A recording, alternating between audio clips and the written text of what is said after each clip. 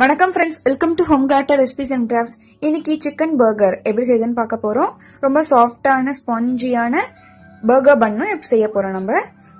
அதுக்கு ஒரு மிக்சிங் பவுல்ல 1/2 கப் அளவு தண்ணி எடுத்துக்கோங்க. தண்ணி வந்துட்டு வெதுவெதுப்பான சூடுல இருக்கணும். அதுல 3 டேபிள் ஸ்பூன் அளவு சர்க்கரையை சேர்த்துக்கோங்க. சர்க்கரை கொஞ்சம் கரையிற வரைக்கும் மிக்ஸ் பண்ணிக்கலாம். இப்ப பாதி கரைஞ்சிருச்சு. இதுல வந்துட்டு 2 டீஸ்பூன் அளவு இன்ஸ்டன்ட் ஈஸ்ட் நான் ஆட் பண்ணிருக்கேன். உங்களுக்கு எந்த ஈஸ்ட் கிடைக்குதோ அந்த ஈஸ்ட் ஆட் பண்ணி பாக்கெட்ல இருக்கிற இன்ஸ்ட்ரக்ஷன் படி ஃபாலோ பண்ணிக்கோங்க. நல்லா மிக்ஸ் பண்ணிட்டு ஒரு 10 ல இருந்து 15 நிமிஷம் வரைக்கும் அப்படியே வச்சிடலாம். அப்பதான் ஈஸ்ட் ஆக்டிவேட் ஆகும். அந்த டைம்ல ஒரு பேன்ல 1/2 கப் அளவு தண்ணி ஊத்திக்கோங்க. அதுல 2 டேபிள் ஸ்பூன் அளவு மைதா மாவு போட்டுக்கலாம். மைதா மாவு நல்லா கரைஞ்சிட்ட அப்புறமா ஸ்டவ் ஆன் பண்ணிக்கலாம். இல்லைன்னா கட்டி கட்டி ஆயிடும். இது எதுக்கு பண்றோம் அப்படின்னா மாவு நல்லா ஸ்பாஞ்சியா கிடைக்கும் உங்களுக்கு. அதுவும் இல்லாம நல்லா கலர் கொடுக்கும் பர்கருக்கு. கொஞ்சம் திக்கான கன்சிஸ்டன்சி வரும்போது நம்ம ஸ்டவ் ஆஃப் பண்ணி வச்சுக்கலாம். இத இந்த மாதிரி இருக்கும்போது ஸ்டவ் ஆஃப் பண்ணிட்டு இது ஒரு பவுல்ல மாத்தி வச்சுக்கோங்க. இப்போ நம்ம ஈஸ்ட் ஆக்டிவேட் ஆயிடுச்சு. இதுல மாவு சேர்த்துடலாம். 2 கப் அளவு நான் மைதா மாவு எடுத்திருக்கேன். இதுல 2 டீஸ்பூன் அளவு ஃபர்ஸ்ட் ஆயில் ஊத்திக்கலாம். நம்ம ஏற்கனவே செஞ்சு வச்சிருந்த மைதா மாவு கலவையை கொஞ்சம் வார்மா இருக்கும் போது சேர்த்துக்கோங்க. இப்ப இந்த மாவுக்கு தேவையான அளவு உப்பு சேர்த்துக்கலாம். 1 டீஸ்பூன் அளவு உப்பு சேர்த்திருக்கேன் நானு. மொத்தமா 2 டேபிள் ஸ்பூன் அளவு எண்ணெய் எடுத்திருக்கேன். அதுல கொஞ்சம் தான் இப்ப சேர்த்திருக்கேன். அப்புறம் நீங்க மாவு பிசையும் போது கொஞ்சம் கொஞ்சமா எண்ணெய் ஆட் பண்ணி நல்லா பிசைஞ்சுக்கோங்க. நல்லா சாஃப்டான மாவு பதத்துக்கு இதை பிசைஞ்சுக்க போறோம். ஒரு 10 ல இருந்து 15 நிமிஷம் வரைக்கும் நல்லா இழுத்து பிசைஞ்சுக்கோங்க. அப்பதான் மாவு நல்லா சாஃப்டா இருக்கும். ரொம்ப கையில ஒட்டுற மாதிரி இருந்துச்சுன்னா லைட்டா மாவு டஸ்ட் பண்ணிக்கோங்க. இந்த மாதிரி கொஞ்சமா எண்ணெய் தொட்டு நல்லா பிசைஞ்சுக்கலாம் மாவை.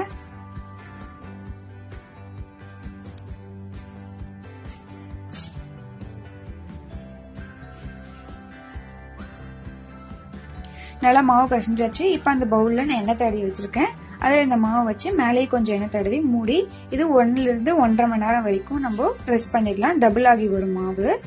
இப்போ சிக்கன் பேட்டி செய்ய போறோம். அதுக்கு ஃபர்ஸ்ட் ஒரு பேன்ல 1 டீஸ்பூன் அளவு எண்ணெய் ஊத்திக்கோங்க. ஒரு 5 போல பூண்டு சேர்த்திருக்கேன் நானு. ஒரு சின்னதா ஒரு வெங்காயத்தை வந்துட்டு கட் பண்ணி இதுல ஆட் பண்ணிருக்கேன். இது எல்லாத்தையும் வதக்கிக்கலாம். இது வதங்குற கேப்ல நம்ம சிக்கனை வந்துட்டு அரைச்சு எடுத்துக்க போறோம். இப்ப அதுக்கு நான் 250 கிராம் போன்லெஸ் சிக்கன் எடுத்திருக்கேன். இதை ஒரு மிக்ஸி ஜார்ல மாத்தி நல்ல மைய அரைச்சிக்க போறோம். நம்ம நல்லா அரைச்சாச்சு. நல்ல மாவு மாதிரி அரைச்சிக்கோங்க. இப்போ நம்ம வெங்காயமும் நல்லா வதங்கிருச்சு. நம்ம ஸ்டவ் ஆஃப் பண்ணிக்கலாம். நான் கொஞ்சமா சிக்கன் வந்துட்டு எடுத்திருக்கேன், அரைச்ச சிக்கனை. அப்பதான் இந்த வெங்காயம் எல்லாம் வதங்கினது வந்துட்டு அரையும். அதனால அதை போட்டிருக்கேன். அது கூட 3 டீஸ்பூன் அளவு புதினா சட்னியை ஆட் பண்ணிக்கோங்க. புதினா சட்னி எப்படி இருக்குதுன்னு நம்ம சேனல்ல ஆல்ரெடி இருக்குது. நான் உங்களுக்கு அந்த வீடியோட லிங்க் கீழே டிஸ்கிரிப்ஷன் பாக்ஸ்ல கொடுக்குறேன். நல்லா அரைச்சாச்சு. இப்போ அது எல்லாத்தையும் நம்ம ஒரே சிக்கனோட சேர்த்துடலாம். இப்போ இதுல மசாலா பொருட்கள் சேர்க்க போறோம். நான் 1 டீஸ்பூன் அளவு இட்டாலியன் சீசனிங் ஆட் பண்ணிருக்கேன். தேவைக்கேற்ப உப்பு ஆட் பண்ணிக்கோங்க.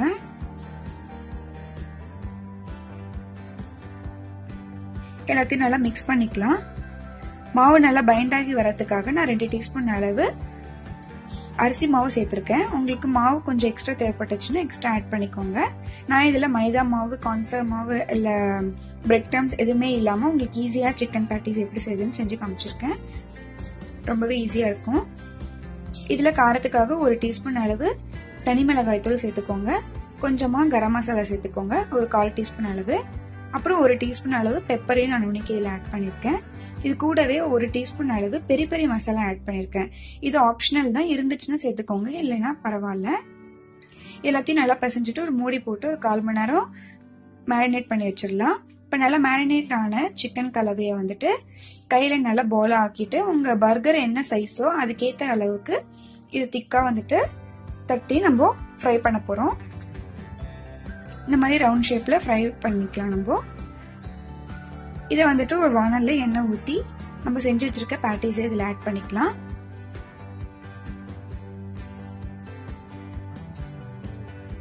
கொஞ்சம் லோ ஃப்ளேம்ல வச்சு பொறுமையா அதை வந்துட்டு வறுத்து எடுத்துக்கோங்க. அப்பதான் உள்ள சிக்கன் நல்லா வேகும். இது நல்லா கோல்டன் ப்ரௌன் ஆகுற வரைக்கும் நம்ம வறுக்க போறோம். இப்போ நம்மளோட சிக்கன் பேட்டிஸ் ரெடி ஆயிடுச்சு. நல்லா இந்த கலர் வர வரைக்கும் வறுத்துக்கோங்க. உங்களுக்கு நான் கட் பண்ணி காட்டுறேன். பாருங்க, உள்ள நல்லா ஜூசியா சூப்பரா வந்திருக்குது. சிக்கன் பேட்டிஸ் ரெடி ஆயிடுச்சு. இப்போ நம்மளோட மாவு நல்லா பொங்கி வந்திருக்குது. இது இன்னும் ஒரு 2 நிமிஷம் நல்லா பிசைஞ்சிக்கலாம். அப்பதான் உள்ள இருக்கிற ஏர் பபிள்ஸ் எல்லாம் போகும். இதை வந்துட்டு நீங்க எத்தனை சைஸ்க்கு உங்க பர்கர் சைஸ்க்கு இதை கட் பண்ணிக்கோங்க. மாவை இந்த மாதிரி உள்ளார வச்சு மடிச்சு இதை வந்துட்டு கிராக் இல்லாத பாலா வந்துட்டு மாத்திக்கலாம். நம்ம கையில ஒட்டுற மாதிரி இருந்துச்சுன்னா கொஞ்சமா எண்ணெயோ இல்ல மாவோ தடவிக்கோங்க கையில. இந்த மாதிரி கிராக்கே இல்லாம அழகான ஒரு பால் ஷேப்ல பண்ணிக்கோங்க. இந்த மாதிரி ஒரு பேக்கிங் ட்ரேல வந்துட்டு நான் பர்கரை வச்சிருக்கேன். இதே மாதிரி எல்லா பர்கரையும் நான் செஞ்சு வச்சிருக்கேன். இப்போ நம்ம அவன்ல வச்சிடலாம். அவனை வந்துட்டு 170 டிகிரி செல்சியஸ்க்கு ப்ரீ ஹீட் பண்ணிக்கோங்க. ஃபர்ஸ்டே அவன்ல வைக்கிற முன்னாடி ஒரு 1/4 மணி நேரம் வந்துட்டு இது டபுள் ப்ரூஃப் பண்ணணும் நம்ம. அதனால டபுள் ப்ரூஃப் பண்ணி அதுக்கப்புறமா மேல கொஞ்சமா பால் தடவிருக்கேன். பால் தடவினீங்கன்னா பன் வந்துட்டு நல்ல கலர் கிடைக்கும் மேல. அதுக்கு மேல கொஞ்சம் வெள்ளை எள்ளை வந்துட்டு ஆட் பண்ணிக்கோங்க. இப்போ இதை நம்ம வந்துட்டு அவன்ல வைக்க போறோம். 170 டிகிரி செல்சியஸ்ல எனக்கு 23 மினிட்ஸ் ஆச்சு. ஏற்கனவே 170 டிகிரி செல்சியஸ்க்கு நான் ப்ரீஹீட் பண்ணி வச்சிருந்தேன். இப்போ அவன்ல இருந்து வெளியே எடுத்தாச்சு. நல்லா சாஃப்டா இருக்குது. எடுத்த உடனே மேல கொஞ்சமா பட்டரை அப்ளை பண்ணிக்கோங்க. அப்பதான் மேல வந்துட்டு காயாம சாஃப்டா இருக்கும்.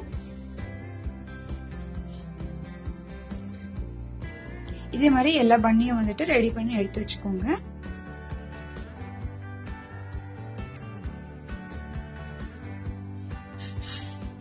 பாருங்க எவ்வளவு சாஃப்டா வந்திருக்கு.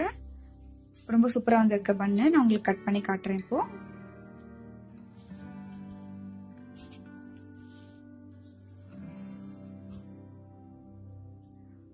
பாருங்க டெக்ஸ்டர் சூப்பரா வந்திருக்கு பன்னு. நம்ம கடையில போய் வாங்க வேண்டாம், நம்ம வீட்லயே செஞ்சு சாப்பிடலாம். ரொம்ப ஹெல்த்தியாவும் இருக்கும். இப்போ நம்ம அசம்பிள் பண்ணிடலாம். ஃபர்ஸ்ட் வந்துட்டு மயனேஸும் நான் வந்துட்டு டொமேட்டோ சாஸும் கலந்து வச்சிருக்கேன். அந்த சாஸை வந்துட்டு மேல அப்ளை பண்ணிக்கோங்க. மயனேஸ் எப்படி செய்யுதுன்னு நம்ம சேனல்ல ஆல்ரெடி இருக்குது. Eggless mayonnaise. மேல கொஞ்சம் லெட்டிவ்ஸ் வச்சுக்கோங்க.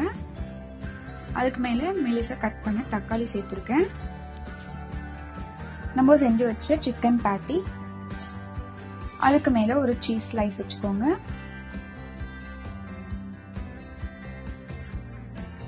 அதுக்கு மேல நம்ம பன்னை வந்துச்சு மூடிடலாம். அது மேலேயும் நான் வந்துட்டு சாஸ் அப்ளை பண்ணிருக்கேன். நம்மளோட சிக்கன் பர்கர் ரெசிபி ரெடி ஆயிடுச்சு. ரொம்பவே சூப்பரா இருக்கும். உங்க பசங்களுக்கு செஞ்சு கொடுங்க. செஞ்சுட்டு எப்படி இருக்குன்னு சொல்லுங்க. இந்த வீடியோ உங்களுக்கு பிடிச்சிருந்துச்சுன்னா home recipes and crafts subscribe பண்ணுங்க. அறுசுவை உணவு உண்ணுவோம், ஆரோக்கியமாக வாழ்வோம்.